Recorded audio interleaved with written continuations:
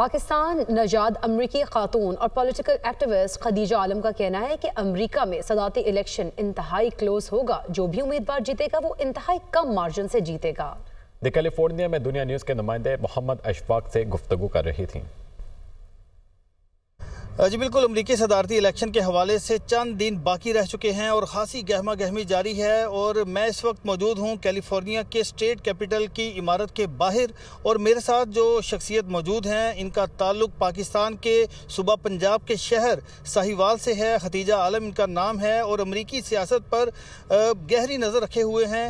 ان سے ہم بات کریں گے کہ کیا اس الیکشن میں ہونے جا رہا ہے۔ الیکشن اگر آپ پوری یونائٹڈ اسٹیٹس کے حوالے سے دیکھیں تو بہت ٹائٹ ہے الیکشن، یہ سننے میں آ رہا ہے۔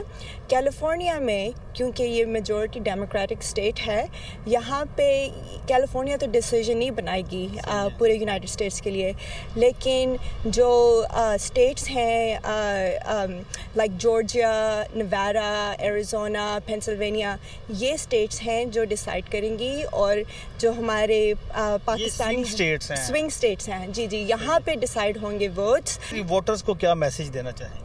Make sure your vote counts.